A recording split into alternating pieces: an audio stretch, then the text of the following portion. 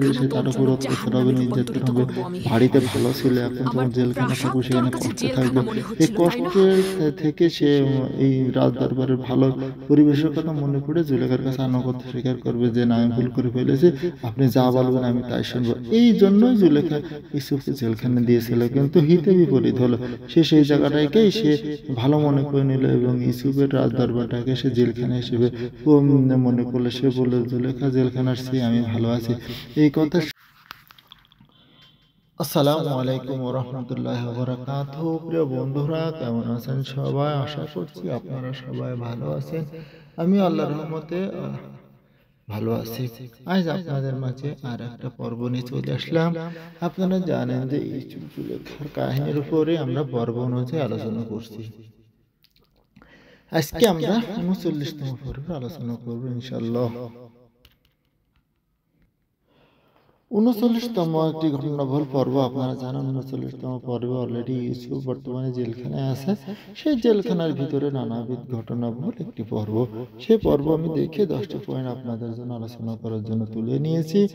১ নম্বর point ছিল বেনেসাবু আসলে ইউসুফের সাথে দেখা করার জন্য। যদি বেনেসাবু হলো ইউসুফের একজন বন্ধু, তুমি এসেছো, যে যখন পুতিফার পেরেছো। তখন দরবারে ছিল, রাজ দরবারে ছিল, তখন বেনেসাবু ছোটবেলা থেকে ইউসুফের সাথে তার একটা ভালো সম্পর্ক গড়ে ওঠে।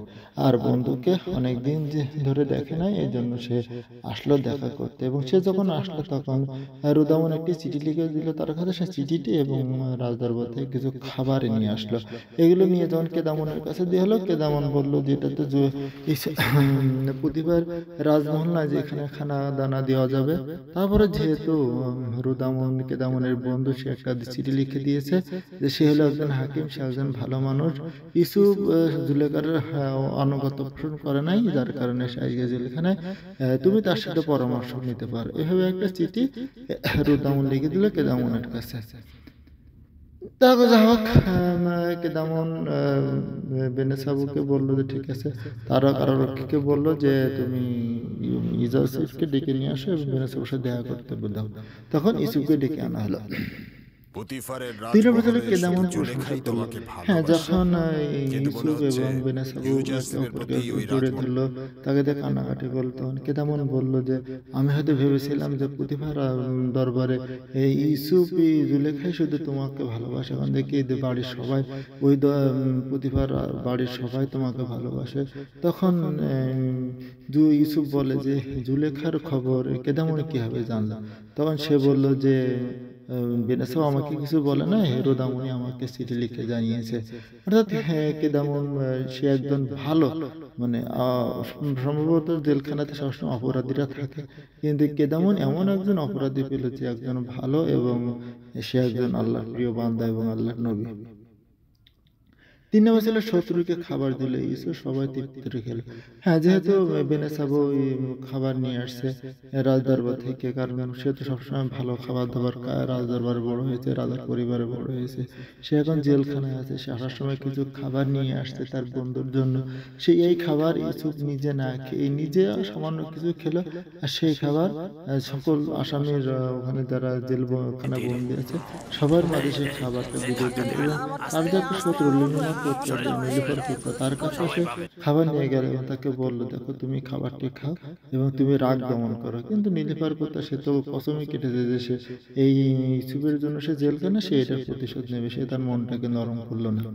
৪ নম্বর ছিল কারাগার পরিষ্কার পরিষ্কার পরিচ্ছন্ন করার তাগাদ দিল, সবাই মিলে কাজ করলো। ইউসুফ বললো, দেখো আমরা কারাগারে থাকি আর যেখানে থাকি না, আমরা যে যেখানে থাকবো না কেন সেই জায়গাটা পরিষ্কার পরিচ্ছন্ন করার দায়িত্ব আমাদের সকলেরই। তাই সে বলল যে আমরা দুনিয়াটাই হলো একটা মানুষের জন্য জেলখানা, অর্থাৎ যে যেখানে আমরা যত সময়ের জন্য থাকি না কেন সেই জায়গাটা পরিষ্কার পরিচ্ছন্ন করে থাকা সবারই উচিত। আমরা দুদিনের জন্য থাকি কিন্তু সেই জায়গাটা আমরা পরিষ্কার করে থাকবো। আমরা অনেক সময় মনে করি যে কিভাবে জিন্দেগি করো? কোথাও গেলে এখানে ২ দিন কেন থাকবো, এই ৩ দিন জায়গাকে থাকবো, কেন পরিষ্কার এরকম পরিষ্কার পরিচ্ছন্ন করে দেন, কিন্তু মেরামত আসলে করার এটা জন্য তাগাদা দিচ্ছ দায়িত্ব না? না। আমরা যে যেখানে যতটুকু যেখানে থাকি না কেন সেটা কমফোর্টেবল থাকার চেষ্টা করা উচিত। তাই তো সবাইকে যখন বলল যে তোমরা পরিষ্কার পরিচ্ছন্ন করো, তখন ইউসুফের এই কথা সবার মনের ভিতর দাগ কাটলো এবং তারা সবাই এই সুন্দর পরিষ্কার পরিচ্ছন্ন কাজে লেগে গেল। এবং গত মনে হচ্ছে কয়েকশো বছরের ময়লা আবর্জনা তারা পরিষ্কার পরিচ্ছন্ন করে একেবারে জাঁকজমক করে তুললো। সে এই জেলখানার ভিতরে অনেক ইঁদুর মরা, মুরগি মরা, কত কি মরা, মানে শ্যাদলা পড়া, বলে ময়লা পড়া, সবকিছুই ইউসুফ নিজে থেকে আরো লোকজনের সাথে থেকে পরিষ্কার করলো। 5 নম্বর ছিল রুদামনকে রিপোর্ট দিলে বেনেসাবু। যেহেতু বেনেসাবু অনেকদিন পরে ইউসুফের সাথে দেখা করে আসতে, সে মনে খুশি, এটা সে খুশিতে দৌড়ায় চলে এসে রুদামনকে বলল যে আমি ইউসুফের সাথে দেখা করে এসেছি, সে অনেক ভালো আছে, সে খুশ মেজাজে আছে, সকলের সাথে সে মিশে চলে। আসলে আল্লাহর বান্দারা যেখানেই থাকবে সেখানেই তারা ভালো পরিবেশ তৈরি করে নিবে, এটাই নিয়ম। ইউসুফও সেই কাজটাই করেছে এবং সে বলল যে সে ওখানে ভালো আছে এবং সবার সাথে ভালো মিশে মিশে চলে। কেদামনকে আমি আপনার চিঠি দিয়েছি, সে এটা তাকে দেখে এসে সে খুব খুশিতে আত্মহারা হয়ে গেল। পেছন থেকে কারিম মামা এসে সবকিছু শুনে ফেলে দিল যে ইউসুফ জেলখানায় ভালো আছে। এইখানে একটা সর্বনাশ হয়ে গেল। যাক, 6 নম্বর ছিল ইউসুফের ভালো থাকার কথা শুনে জুলেখা জ্বলে গেল এবং চিঠি দিল কারাগারে। হ্যাঁ, যখন সে শুনতে পেল যে কারণ সে তাকে জেলখানায় দিয়েছে যে সে তার উপর অত্যাচার হবে, নির্যাতন হবে, বাড়িতে ভালো ছিল, এখন যখন জেলখানায় থাকবে সেখানে কষ্টে থাকবে। এই কষ্টের থেকে সে এই রাজ দরবারের ভালো পরিবেশের কথা মনে পড়ে জুলেখার কাছে আনুগত্য স্বীকার করবে যে না, আমি ভুল করে ফেলেছি, আপনি যা বলবেন আমি তাই শুনবো। এই জন্যই জুলেখা ইউসুফকে জেলখানে দিয়েছিল। কিন্তু হিতে বিপরীত হলো, সে সেই জায়গাটাকেই সে ভালো মনে করে নিল এবং ইউসুফের রাজ দরবারটাকে সে জেলখানা হিসেবে মনে করলো। সে বলল জুলেখা জেলখানার চেয়ে আমি ভালো আছি। এই কথা শুনে সে তেলে বাগানে জ্বলে গেল এবং কারাগারে চিঠি দিল যে তাকে পাঠানো হয়েছে আনুগত্য পোষণ করার জন্য, আর সে সেখানে কিভাবে ভালো থাকে, তাকে আনুগত্য পোষণ করার জন্য অত্যাচার নির্যাতন করা হোক, এরকম চিঠি সে জুলেখা জেলখানায় একটা পাঠিয়ে দিল। 7 নম্বর জেলখানার পরিবর্তন ও লেবাস পরিবর্তনতা। জেলখানার সমস্ত কাজ পরিষ্কার পরিচ্ছন্ন করলো এবং যখন সে চিঠি দিল সেই চিঠি নিয়ে সে ইউসুফকে আবার ডাকলো যে জোসেফ, জুলেখা এরকম চিঠি দিয়েছে, আমি এখন কি করবো, তোমার উপর অত্যাচার নির্যাতন করার জন্য আমাদের কাছে আদেশ আসছে। তখন সে বললো যে আপনার যেমন যা ইচ্ছা আপনি তাই করেন, এটাতে আমার কোনো অনুরোধ নেই, কোনো কিছু নেই, আপনার যেটা ভালো লাগে সেটা। তখন সে কেদামন বললো যে আমার যতক্ষণ পর্যন্ত আমার আয়াত্তাধীন আছে ততক্ষণ পর্যন্ত তুমি তোমার মতন থাকো, সমস্যা নাই। তখন হ্যাঁ ইউসুফ বলল দেখেন, এখানে যত কাজ কাম আছে সেটা আমি করতেছি, কিন্তু আমাদের কিন্তু লেবাস পরিবর্তন করার দরকার, যে লেবাস আমাদের সাধ্যের বাইরে, এটা যদি একটু পরিবর্তন করে দিন তাহলে আমাদের ভালো হতো। তখন সে বললো যে ঠিক আছে, আমি এটা পরিবর্তন করার চেষ্টা করবো। 8 নম্বর ছিল আমনের লোক আফুপিসকে খুঁজতে আসলো। আমু আজ্ঞা মহারত মাথা নষ্ট, যেহেতু আফুপিসকে তাকে মারতে পারলো না, আফুপিস মারতে না পেরে আফুপিসকে খুঁজে পাওয়া যাচ্ছে না। আমিন হতে বেঁচে আছে, তার মানে তারা যে ষড়যন্ত্র করেছিল সেটা সত্যিও হয় নাই। তাই সে আফুপিসকে খুঁজতে হলো, আফুপিস কোথায় আছে তার খোঁজ খবর নিতে রাজদরবার পর্যন্ত আসলো। সে রাজদরবারে কিছু প্রহরীকে জিজ্ঞেস করলো এবং কিছু তথ্য নিয়ে গেল যে তাকে একদিন এখানে রাখা হয়েছিল, আর এর পরের দিন কোথায় নিয়ে গেছে আমরা কিছু জানি না, এতটুকু সে জানতে পারল। 9 নম্বর ছিল আফুপিসের আফসোস আমনের লোকের প্রতি ক্ষোভ। আফুপিস এবং ইরানুস তারা দুইজন সবসময় তর্ক বিতর্ক করে যে এই এটা হয়েছে ওটা হয়েছে, তোর জন্য আমি এটা হয়েছে। আর ইরানুস বলে তাহলে তুই সত্য কথাটা বলে দিলি তো হয়, যে কি জন্য কি ঘটেছিল, কেন তুই মারতে গেছিলি, এটা বলে দিলি তো আমাদের উপর আর এত নির্যাতন হবে। সে বলে যে না, এটা বলে দিয়ে যাবে না, দিলে আমার পরিবারের প্রতি নির্যাতন হবে।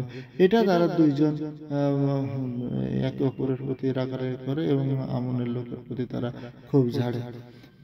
9 নম্বর ছিল 10 নম্বর ছিল 10 নম্বর গেলে 10 নম্বর ছিল ইউসুফ বুঝতে পারছে আফুপিসের কাহিনী আল্লাহ টাকার অনুরোধ। এই দুজনের একে অপরের কথোপকথন শুনে ইউসুফ এগিয়ে আসলো এবং তাদেরকে বললো আমি তোমাদের ঘটনা বুঝতে পেরেছি, নিশ্চয় এখানে আমনের লোকের এখানে হাত আছে এবং তুমি সেই ষড়যন্ত্রের ভিতরে পড়ে গিয়েছো। আমি এটা বলছি, বললো তুমি কিভাবে জানলা, আমি তো তোমাকে বলিনি। বলছে না, আমার আর বুঝতে বাকি নেই, তবে তোমরা এইরকম মুসিবতের সময় তোমরা তোমাদের সৃষ্টিকর্তাকে তিনি সহযোগিতা করবেন। ইউসুফ বললেন ওই পাথরের লোক আছে, ডেকে কোনো লাভ হবে না। তখন তারা বলছে তুমি কোন খোদাকে ডাকতে বলতেছো? তখন বলছে শক্তিশালী খোদার দরকার। এখানে খোদার সম্পর্কে সামান্য একটা ধারণা ইউসুফ তাদেরকে দিল যে যে তোমাকে সৃষ্টি করেছে তাকেই ডাকতে হবে, যিনি হলো সর্বময় ক্ষমতার অধিকারী এবং তোমার ভালো মন্দ ক্ষমতার অধিকারী। এখানে 39 নম্বর পর্বের শেষের দিকে চলে আসে এবং তাদেরকে কারাগারের লোকজন বলে যে এখন আর আপনাকে এরকম কথা বলা যাবে না, চলো সবাই পাথর কাটতে যেতে হবে। পাথরের জন্য সেই পাথরে কাটার ওখানে যাওয়া লাগলো। আর এই যে এইভাবে জুলেখার সবাইকে সাথে তখন ডেকে নিয়ে তোমাদের গেলে 39 সত্যিকারের তম পর্বে। নাজাতের জন্য 39 শক্তিশালী তম খোদার পর্বের প্রয়োজন ভিতরে রয়েছে। সবচেয়ে যে জিনিসটা ভালো লাগে, যেহেতু জুলেখা তেলে বাগানে চলে গেল ইউসুফের কার্যক্রম ভালো থাকে শুনে, তারপরে বেনেসাবু আসলে দেখা করতে, নানান ঘটনা নিয়ে 39 তম পর্ব শুরু হয়েছিল। আমরা পরবর্তীতে আরো আলোচনা করব। আজকের এখানে শেষ করছি। আসসালামু আলাইকুম ওয়া রাহমাতুল্লাহ।